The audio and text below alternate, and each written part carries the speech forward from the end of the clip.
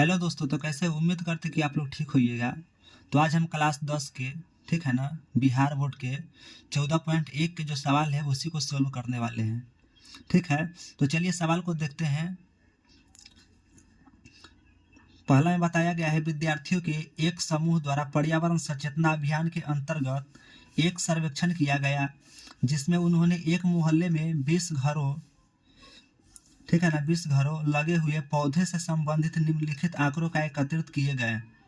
ठीक है, प्रति घर माध्य पौधों की संख्या ज्ञात कीजिए। तो इसमें क्या निकालना है, माध्य ज्ञात करना है। तो यहाँ पर एक आंकड़ा दर्शाएगा पौधों की संख्या, ठीक है ना, इस रूप में बताया है, और घरों की संख्या यहाँ पर इस रूप में दिखाया है। यहाँ पर बताया जाता है कि माध्य ज्ञात करने के लिए आपने किस विधि का प्रयोग किया और क्यों, ठीक है ना।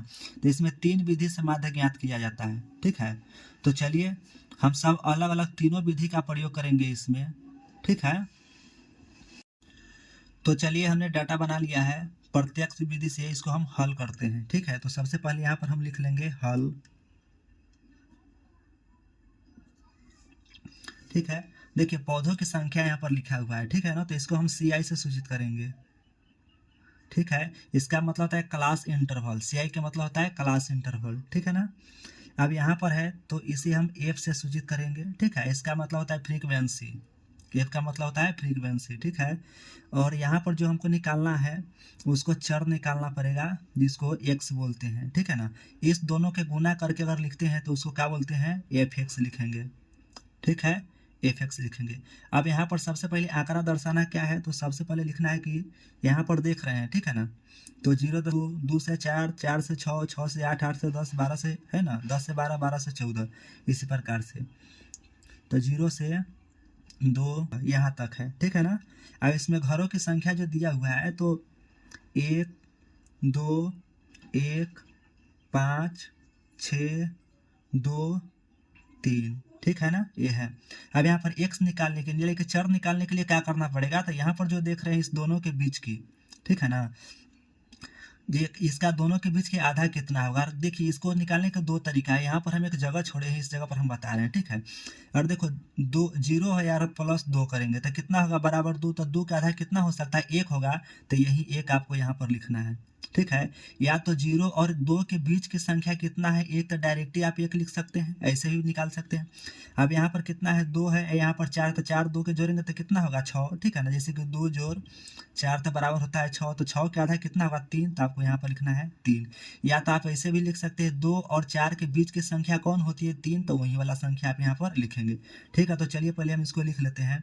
इसमें 5 होगा, इसका है तो 7 होगा, इसमें है तो 9 होगा, इसमें है तो 11 होगा, इसमें है तो 13 होगा। ठीक है, देखिए अब fx निकालने के लिए जिसको तो पहले बताया कि इस दोनों के गुना किया जाएगा। ठीक है, तो यहीं पर गुना करने के लिए बताया गया है। तो 1 में और 1 से गुना करेंगे तो कितना होगा, 1 ही होगा।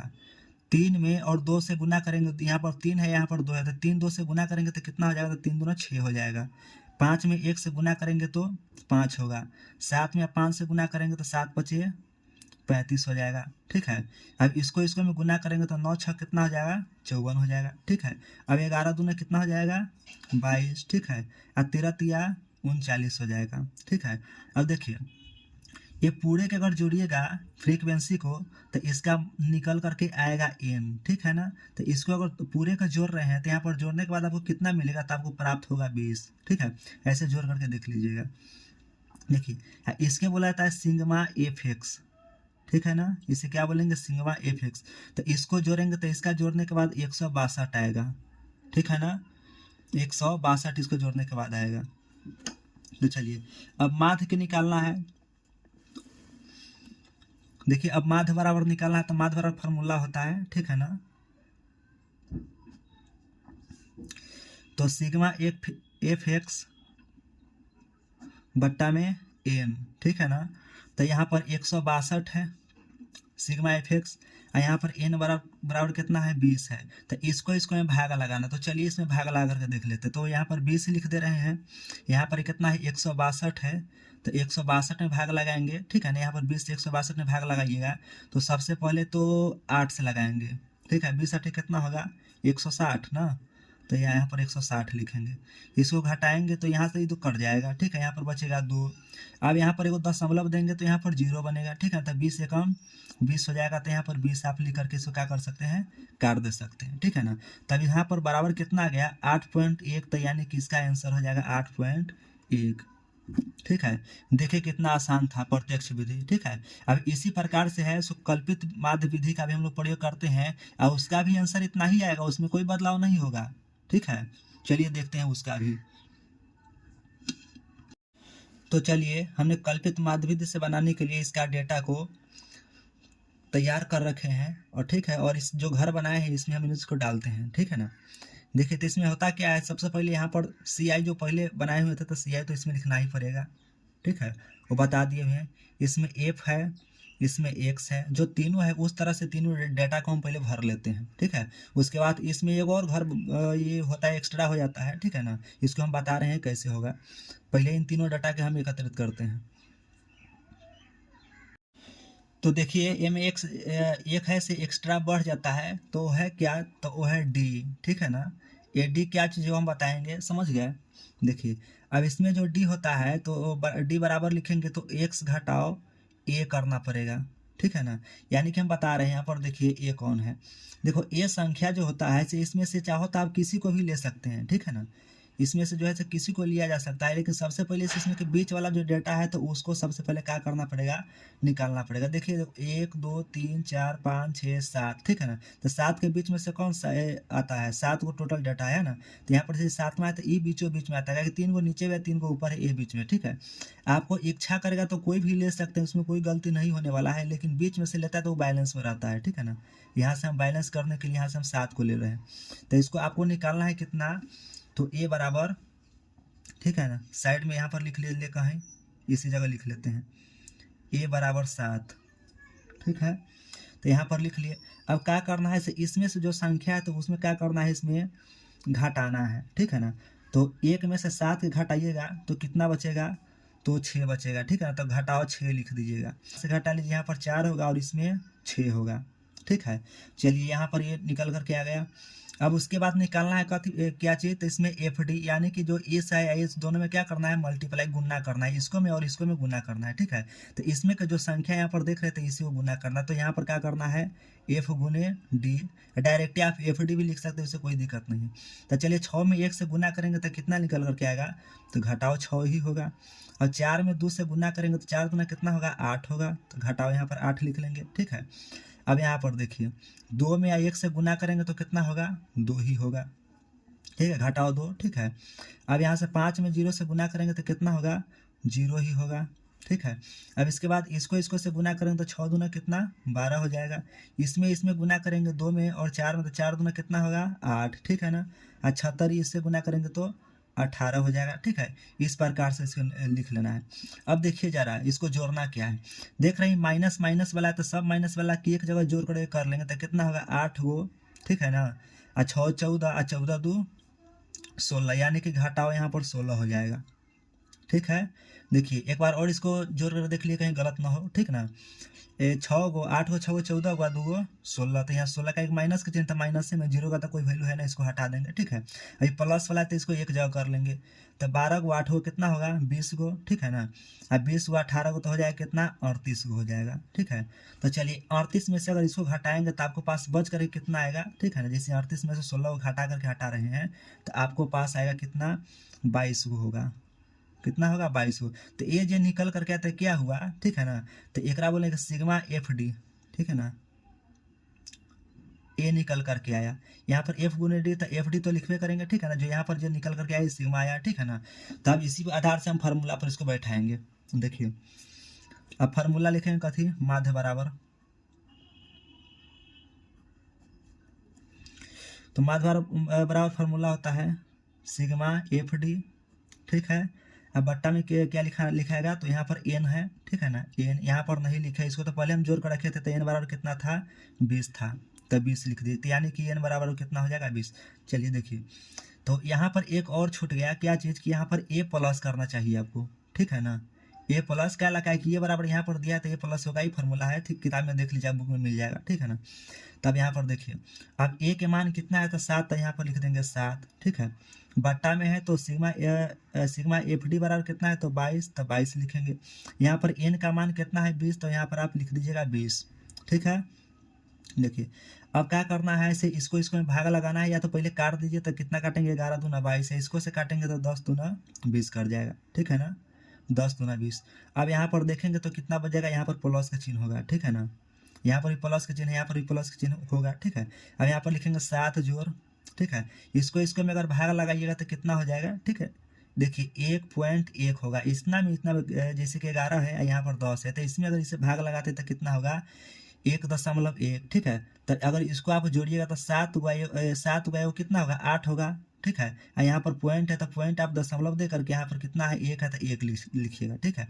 अब जैसे कि देखिए हमने पहले इसको बनाए हुए थे, कितना, तो 8.1 आया था, और यहाँ पर भी इस विधि से भी हमने बनाया तो कितना आया 8.1, ठीक है। यही फिर हमारा आंसर हुआ कल्पित माध्य विधि से। तो कल्पित माध्य विधि में यही एक बढ़ जाता है, ठीक है, दूसरा कोई दिक्कत नहीं है, बात वही है, आंसर तो आएगा उतना ही, ठीक है। चलिए अब तीसरा विधि से हम आपको बता रहे हैं। तो चलिए दोस्तों, आपने इस सवाल को दोनों तरीका से देखे, प्रत्यक्ष विधि, कल्पित माध्य विधि से जो हमने बनाए हैं, ठीक है। अब तीसरा है पग विचलन विधि, इस तरीका से हमने बता करके देखेंगे, ठीक है। ये जो हमने बनाए हैं, ठीक है ना, तो ये प्रत्यक्ष विधि से बनाए हुए हैं, ठीक है।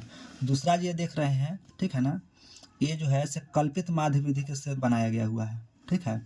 देखिए यहाँ पर, ठीक है, कल्पित माध्य विधि से बनाया गया हुआ है, ठीक है। तो चलिए अब हम आपको बताने वाले हैं पग विचलन विधि, ठीक ना। तब कल्पित माध्य विधि में जो देखे हैं 1 2 3, ठीक है ना, 4 तक, यहाँ तक आपको फिर ध्यान में रखना है किसी पग विचलन विधि से बनाने के लिए, ठीक है। तो चलिए हमने एक डाटा उतारने के लिए हमने बनाए हैं, तो सबसे पहले इसमें से हम इसको देख लेंगे, ठीक है ना। तो इसमें से बनाने के लिए पहले तो हम इसी में से इसको उतार लें ना, अच्छा रहेगा, ठीक है ना। तो देखिए CIFX, ठीक है, और दूसरा इसमें क्या था तो D बराबर A घटाओ A, ठीक है, ये था D। अब इसके बाद एक जगह है तो ठीक है, तो इसमें भी भराएगा, ठीक है। तो इसमें एक दूसरा चीज़ आ जाएगा, क्या चीज़, तो U बराबर निकल करके आएगा, तो कितना D/2 निकल करके आएगा, ठीक है। और तीसरा जी इसमें है, ठीक है, तो इसमें क्या बनेगा F गुने U बन करके आएगा, ठीक है, F गुने U तैयार होगा। तो चलिए सबसे पहले हम इसको डाटा को एंट्री करते हैं, इसमें x बराबर यहाँ पर पहले निकाल लिए हुए थे, ठीक है, तो इसको भी हम उतार लेते हैं, 1 3 5 7 9 11 13, ठीक है ना। अब देखिए D बराबर, तो D बराबर हमने इसमें लिखे हैं, ठीक है ना। तो इस आधार से हमको D बराबर भी इसमें हम क्या कर ले, एंट्री कर ले। तो अगर निकालना चाहते हो तो डायरेक्ट आप निकाल सकते हैं, नहीं तो कोई दिक्कत नहीं है, ठीक है। तो हमने इसे क्या कर ले, अच्छा, निकालने के लिए जो D बराबर जो निकाले हैं इसमें, तो इसके लिए क्या करना पड़ता है, तो हमने बीच वाले संख्या लिए थे, ये वाला, ठीक है ना। तो इसी वाला में से क्या करना था हमको, 7 को ले लेते हैं, तो ये 7 निकल कर के आ जाएगा, ठीक है। तो ये बराबर निकल करके आ जाएगा, तो हम पहले यहाँ पर लिख लेते हैं कि ये बराबर कितना होगा 7, ठीक है। अब इसमें से क्या करना था कि हमको घटाना था, ठीक है। तो यहाँ पर जो घटा करके हमने लिखे तो कितना लिखे थे, 7 में से अगर एक घटाते हैं तो आएगा कितना, घटाओ 6 ना, घटाओ 6, इसमें से अगर 2 को घटाएंगे। तो चलिए पग विचलन विधि से बनाने के लिए जितना सारा डेटा था सब हमने यहाँ पर लिख लिया, ठीक है ना। ये तो बुक में दिया हुआ, ये भी बुक में दिया हुआ था, ठीक है। ये जो हमने बनाया है प्रत्यक्ष विधि से, उसमें से वो लिख लिए हैं, ठीक है। इसी में से जो बनाया गया था कौन चीज़, यहाँ पर कल्पित माध्य विधि, ठीक है ना, जैसे कि यहाँ पर बताया था कल्पित माध्य विधि, तो इस वाला में से भी हमने डाटा को लिखा, ठीक है। उसके बाद देखिए अब यहाँ पर एगो बढ़ जाता है U बराबर, ठीक है ना। तो U बराबर कितना है, D/H है, ये एगो बढ़ जाता है, ठीक है ना। तो इसको हम कैसे निकालेंगे, तो इसमें जो संख्या आप देखिएगा, जो सबसे कम संख्या कौन होगा, जो सबको विभाजित करेगा, ठीक है ना। जितना ये सब है तो टोटल में कौन है सिर्फ इसमें भाग करेगा, तो ये 2 जो है ना, तो सबको भाग करेगा, ये है से इसको भी भाग कर देगा, इसमें भी कर देगा, इसको भी कर देगा, इसे सबसे कर देगा, ठीक है ना। तो इसका मतलब 2 के हम क्या करेंगे, अलग लिख लेंगे, ठीक है। तो चलिए, तो इसका लिखेंगे तो H बराबर ही निकल जाएगा कितना, 2, h बराबर कितना 2। अब इसी से हमको सब में भागा लगाना है, ठीक है ना। अच्छा चलिए तो देखते हैं जरा, ये 2 है, 2 में अगर इस 6 से भाग लगाएंगे तो कितना होगा, तो यहाँ पर निकल कर गया घटाओ 3। अब इसमें इससे भाग लगाएंगे तो कितना होगा, तो घटाओ 2 होगा, ठीक है ना। अब इसमें इससे भाग लगाएंगे तो कितना होगा, तो 1 होगा, तो लिख लेंगे 1, ठीक है। अब 0 में इससे भाग लगाएंगे तो 0 ही होगा, ठीक है। 2 में 2 से भाग लगाएंगे तो 1, इसमें ही भाग लगाएंगे तो कितना होगा 2। अब 2 में इससे भाग लगाएंगे 6 से तो कितना हो जाएगा 3 2 तिया 6, ठीक है ना। तो यानी कि हमारा u बराबर निकल करके यहाँ पर आ गया, ठीक है। अब यहाँ पर निकालना है क्या, तो एफ यू निकालना है, ठीक है ना। तो एफ यू कौन होता है, तो इसके और इसके, इस दोनों बीच के क्या होना चाहिए, मल्टीपल होना चाहिए, गुना होना चाहिए, ठीक है। तो सबसे पहले देखिएगा, तो इसको अगर इसको से गुना करेंगे तो कितना होगा, तो घटाओ 3 ही होगा, ठीक है ना। अब यहाँ पर देखिए 2 में या 2 से गुना करेंगे तो कितना होगा, तो घटाओ है चिन्ह तो 4 ही होगा। अब 1 में 1 से गुना करेंगे तो कितना होगा, तो घटाओ 1 ही होगा, ठीक है। अब 0 में है 5 से गुना करेंगे, ठीक है ना, तो यहाँ पर कितना होगा 0 ही होगा। अब यहाँ पर 6 है, 6 में 1 से गुना करेंगे तो 6 होगा। यहाँ पर 2 है, 2 में 2 से गुना करेंगे तो कितना होगा 4 होगा, ठीक है। या 3 में 3 से गुना करेंगे तो यहाँ पर हो जाएगा 9, ठीक है। तो ये निकल कर आ गया क्या, एफ यू, ठीक है। इसमें दोनों में गुना करते हैं तो इसको आप लिख सकते हैं सिग्मा एफ यू बराबर, तो कितना लिखेंगे, तो सबसे पहले इस दोनों के माइनस वाला की एक जगह कर रहे तो अच्छा रहेगा, ठीक है। अब जैसे कि देखिए 4 और 3 कितना 7 होगा, 1 जोड़ लेंगे तो 8 होगा, यानी कि घटाओ 8 इसमें आ जाएगा, ठीक है। अब इसको जोड़ेंगे, ठीक है, 9 गुआ 4 को 13 गो, और 13 गुआ 6 कितना, तो 19, तो यहाँ पर आप लिख लेंगे 19, ठीक है। अब इसको में से इसको घटाएंगे तो बचेगा कितना, तो यहाँ पर बच जाएगा 11 निकल जाएगा, ठीक है ना। या इसको जो जोड़ना है तो n बराबर आप लिख लेंगे यहाँ पर, तो इसको कितना जोड़ कर किए थे, तो 20 ही था, ठीक है ना। तो इसको आप लिख लेंगे यहाँ पर 20, अगर सबको जोड़ करके देखिएगा 20 ही होगा, ठीक है ना। अब आपको माध्य बराबर निकालना है क्या, फार्मूला दर्शाएंगे यहाँ पर माध्य बराबर, ठीक है, a प्लस, ठीक है, सिग्मा एफ यू यही है ना। और उसके बाद कितना n लिखना है, ठीक है। और n लिखने के बाद फिर क्या लिखना है आपको, गुना में h लिखना पड़ेगा आपको, ठीक है। हाँ चलिए देखते हैं, अब इसको फार्मूला पर बैठाइए।